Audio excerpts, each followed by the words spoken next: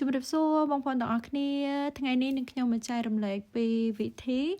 លាយទឹកថ្នាំដើម្បីកម្ចាត់សត្វល្អិតមកស៊ីដំណាំយើងបងប្អូនលាយបែបធម្មជាតិទេបងប្អូនចាមានជាតិគីមីអីទេសតែរបស់ធម្មជាតិអាចងាយស្រួលរកបាននៅតាមផ្សារអញ្ចឹងណាបងប្អូនអញ្ចឹងចង់ដឹងថានឹងខ្ញុំមានគ្រឿងផ្សំអ្វីខ្លះទៅមើលវីដេអូរបស់នេះខ្ញុំទាំងអស់គ្នា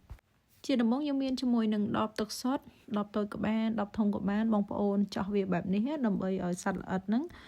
ចូលទៅក្នុងហ្នឹងចាអញ្ចឹងពេលដែលយើងចោះរួចរាល់ហើយយើងមកលាយជាមួយនឹងទឹក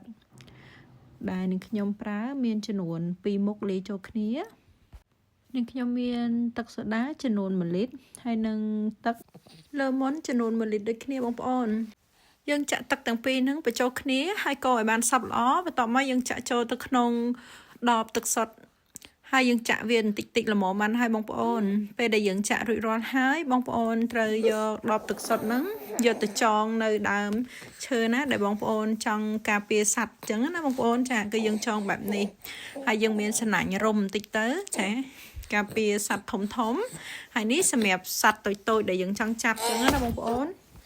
យើងចងបញ្ចូលវាបែបហ្នឹងទៅសម្រាប់ដើមធំបងប្អូនចងពី3ដបទៅតែបើដើមតូចយើងអាចចងមួយដបបានបងប្អូនយើងចងវាបែបហ្នឹងណាហើយយើងចងបែបហ្នឹងទៅពេលដែលសត្វល្អិតវាមកស៊ី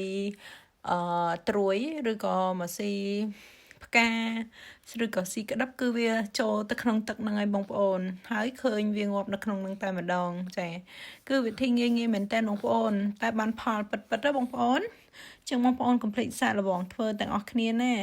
ដល់ពេលដែលបងប្អូនចងបាន3 ថ្ងៃហើយបងប្អូនមកមើលទៅនឹងឃើញមានសត្វល្អិតនៅក្នុងកដុងហ្នឹងហើយបងប្អូននេះបងប្អូនឃើញទេនេះក្រោយពីដាក់បានមួយយប់គឺមានសត្វចូលហើយបងប្អូនឃើញហើយមានសត្វល្អិតនៅក្នុងហ្នឹងចាអញ្ចឹងយើងចងទុកយូរថ្ងៃទៅបងប្អូននឹងឃើញមានសត្វនៅក្នុងហ្នឹងជាច្រើនយើងចងបែបហ្នឹងទៅគឺការពារសត្វល្អិតមកស៊ីក្តឹបដំណាំរបស់យើងអញ្ចឹងណាបងប្អូនចាគឺមានប្រសិទ្ធភាពល្អមែនតើអញ្ចឹងបងប្អូនកុំភ្លេចសាកល្បងធ្វើទាំងអស់គ្នាណាគឺថាវិធីងាយហើយមានប្រសិទ្ធភាពខ្ពស់ផងដែរនឹងខ្ញុំសូមអរគុណបងប្អូនទាំងអស់គ្នាដែលបានទស្សនាវីដេអូនឹងខ្ញុំពីដើមរហូតដល់ចប់បើពេញចិត្តនៅវីដេអូមួយនេះសូមជួយ like page follow page និងជួយ share ចែករំលែកឲ្យនឹងខ្ញុំម្នាក់មួយផងដើម្បីទទួលបានវីដេអូថ្មីជារៀងរាល់ថ្ងៃអញ្ចឹងនឹងខ្ញុំសូមអរគុណសូមជម្រាបលាជួបគ្នានៅវីដេអូក្រោយៗទៀតចាបាយបាយទេបងថលហើយពីអត់មកទៀតប៉ុណ្ណាណៃ